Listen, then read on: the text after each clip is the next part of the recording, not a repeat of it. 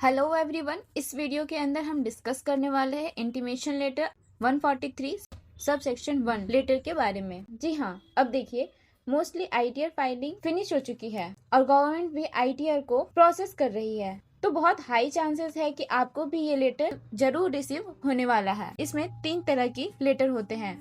उसका मतलब क्या होता है, आपको क्या एक्शन लेना पड़ता है, कितने दिनों का टाइमलाइन रहता है, डिमांड होती है, रिफंड होती है, नो डिमांड नो रिफंड होता है, तो ये कौन कौन से केसेस होते हैं, तो ये सारी जानकारी देने वाली हूँ इस वीडियो के अंदर। तो इस वीडियो को एंड तक जरूर देखिएगा, क्योंकि आप सभी को ये 3 लेटर में से कोई एक लेटर तो जरूर रिसीव हुआ होगा। पहले हम जान लेते हैं कि इंटीमेशन अंडर सेक्शन 143 सबसेक्शन 1 होता क्या है। सिंपली समझाऊं तो ये एक सिंपल प्रीलिमिनरी असेसमेंट होता है। टैक्स पेयर जो भी आईटीआर फाइल कर रखे हैं, सिस्टम चेक करती है कि टैक्स पेयर ने जो आईटीआर फाइल कर रखे हैं उसमें कोई एरर या मिस्टेक तो नहीं है। साथ ही आप कैसे चेक कर सकते हैं कि आपको कोई इंटीमेशन लेटर मिला है। आप 2 तरीके से इंटीमेशन लेटर को चेक कर सकते हैं। पहला आपको रिसीव होगा आपके ईमेल पे, दूसरा आपको रिसीव होगा आपके एसएमएस पे। आप दोनों ही तरीके से अपने इंटीमेशन को चेक कर सकते हैं। जैसे कि आप यहाँ पर देख सकते हैं स्क्रीन में, जैसे ही आपकी आईटीआर प्रोसेसिंग कंप्लीट हो जाती है, आपकी जो भी रजिस्टर ईमेल आईडी होगी उसके ऊपर आपको इस टाइप का आपको एक अलर्ट मिलता है और इसके अंदर एक अटैचमेंट मिलता है। इसमें एक पीडीएफ मेंशन होती है। साथ ही अगर आप चेक करना चाहते हैं ऑनलाइन भी, तो सिंपली आपको आ जाना है इनकम टैक्स के पोर्टल पे, खुद को लॉग इन कर लेना है, उसके बाद ई फाइल पे जाना है, then income tax return, then view file return पे चले जाना है। आपके सामने ये ओपन होकर आ जाएगा। यहाँ पर आपको दिख जाएगा आपने अब तक कितनी आईटीआर फाइल किया हुआ है।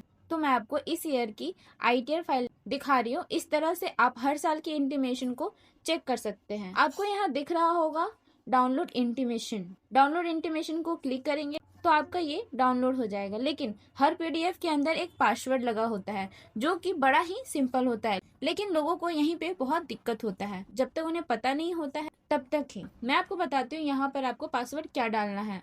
आपको यहाँ डालना है जो भी आपका पैन कार्ड नंबर है, जो आपका डेट ऑफ बर्थ मेंशन है पैन कार्ड में, दोनों का कॉम्बिनेशन होता है, सब आपको लोअर केस में यहाँ पर डालना है विदाउट एनी स्पेस। यही आपका पासवर्ड रहता है। ये तो हो गया कि इंटीमेशन को कैसे चेक करते हैं। अब देखते हैं कि ये इंटीमेशन लेटर कितने तरह की होती है। तो ये 3 तरह की होती है।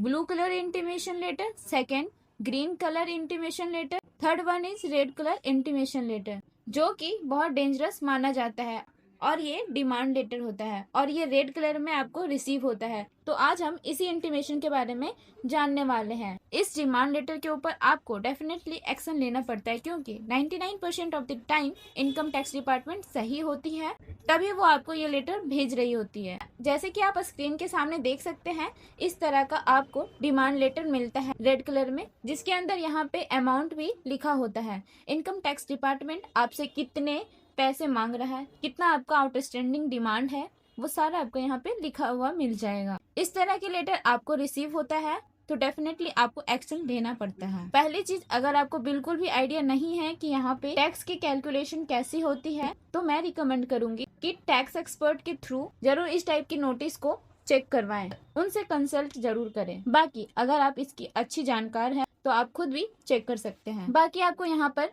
स्क्रीन में दिख रहा होगा, यहाँ 2 टेबल्स हैं। As provided by taxpayers, जो इन्फॉर्मेशन आपने दी है और उसके अकॉर्डिंग टैक्स भरी है, और एक है as computed in order under section 154। इन दोनों कॉलम में जहाँ पे डिफरेंस होगा पता चल जाएगा, जैसे यहाँ पे रेड कलर में हाईलाइट करके दिखाया गया है। यहाँ पर आप देख सकते हैं टैक्स पेयर ने जो कैलकुलेशन कर रखी है एज पर द कंप्यूटेशन, यहाँ पर डिफरेंस आ रहा है। जो भी डिफरेंस होगा तो यहाँ पर आपको रेड कलर में शो होगा। फिर आपको यहाँ पता लगाना होगा क्यों मुझे ये नोटिस भेजा गया है। उसके बहुत सारे रीजंस हो सकते हैं। हो सकता है आपने रॉन्ग कैलकुलेशन किया हो, इसलिए आपको भेजा गया हो। कई बार ऐसा भी देखा गया है कि आपने जो डिमांड आया था इनकम टैक्स डिपार्टमेंट की तरफ से, आपने उसकी पेमेंट ही नहीं की है। कई बार उसकी वजह से आपको नोटिस रिसीव हो सकता है। कई बार ऐसा होता है कि आपने अपनी चालान ही सही से नहीं भरा है। जो आपकी टैक्स लायबिलिटी की अमाउंट आई थी, आप उतनी अमाउंट के चालान कटवा तो लिए, लेकिन आपने उसे सही तरीके से अपलोड नहीं किया, जिसकी वजह से भी आपको कई बार ऐसी नोटिस भेजा जाता है। फिर आपको यहाँ पता लगाना होगा कि क्यों मुझे ये नोटिस भेजा गया है, वो करेक्ट है कि नहीं।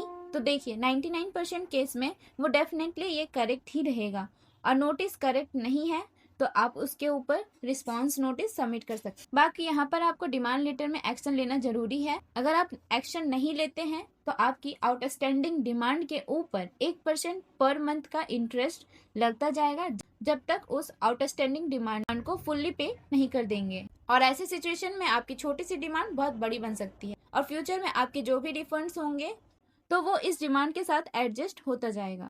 अगर आप जानना चाहते हैं आउटस्टैंडिंग डिमांड को रिस्पॉन्स कैसे करना है या फिर रिस्पॉन्स नोटिस कैसे सबमिट किया जाता है, आप मुझे कमेंट सेक्शन में बता सकते हैं।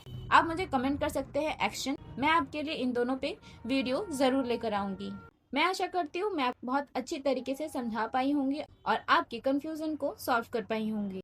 ये वीडियो अपने दोस्तों और फैमिली के साथ जरूर शेयर करें। ऐसे और भी इन्फॉर्मेटिव वीडियो पाने के लिए चैनल को सब्सक्राइब करना ना भूलें। Thank you for watching this video. जय हिंद, जय भारत दोस्तों।